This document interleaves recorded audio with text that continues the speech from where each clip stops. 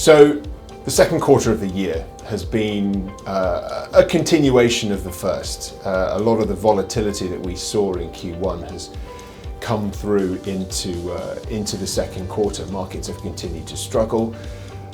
Predominantly that's around fears to do with inflation. Inflation seems to dominate the narrative across the board.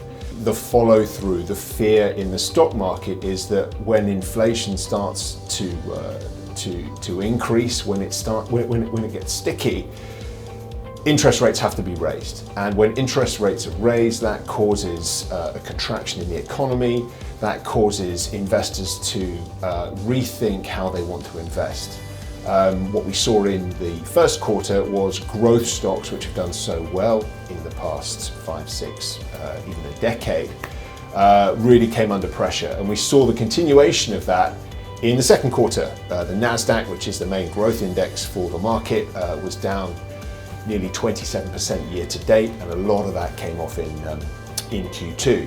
What we started to see at the end of the second quarter was more broad-based selling, and I attribute that to fear, which is the economy is starting to weaken. Now we need to start selling a broader basket of investments, not just growth stocks. And you started to see that at the very back end of the quarter, which is where companies that aren't considered to be growth stocks started to weaken as well. What we also saw in the second quarter was fixed income, government debt, corporate debt start to do slightly better towards the back end.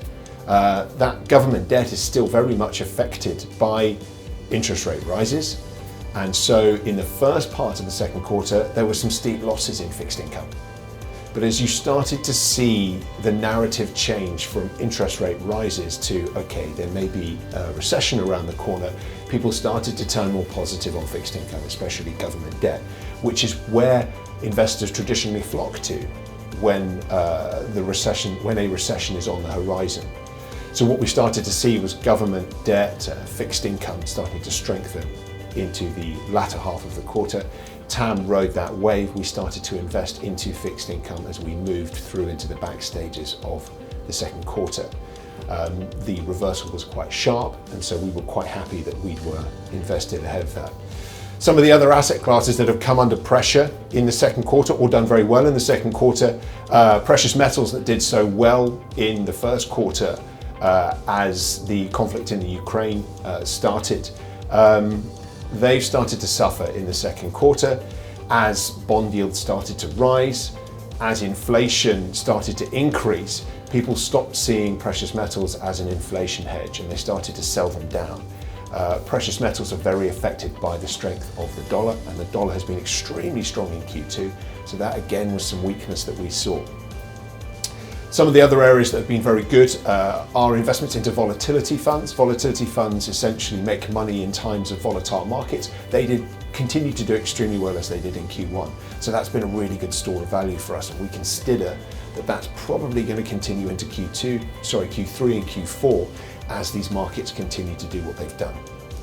Finally, the European sphere, the European equity market, we have been removing our clients from. We've been selling our positions there under the fear of the continuation of the Ukraine crisis and also the effect that that has on energy and gas prices in Europe, and the possibility that there's going to be a recession in Europe seems to be slightly higher than it is in the US. I think the UK is approaching stall speed on its GDP growth. So again, we're expecting some inflationary narrative, some recessionary narrative around those two economies as well, and we're adjusting our positions accordingly. Looking forwards into Q3, there remain things to be positive about. We're always looking for the positive. China has come out of its wave of Omicron that's gone through it, and we believe that the Chinese economy is starting to repair itself.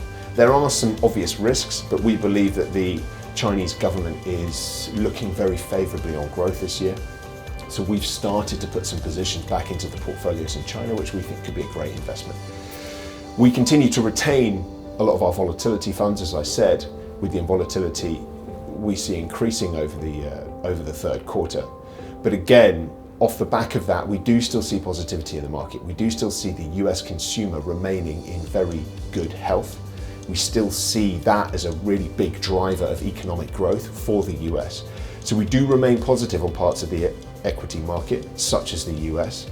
We remain slightly tentative on parts of the equity market in Europe and the UK. So what we've done is we've retained our investments in the US because we believe that there is still some strength to be had there. As with everything, the market remains in a high state of flux, and we will continue to look at how the inflation prints come through and what the central bank's responses to that are, because that will give us a very, very good indicator of how the stock market's going to react. TAM is a very active investor on behalf of its clients, and we will continue to do that in Q3 and Q4 as these markets remain volatile.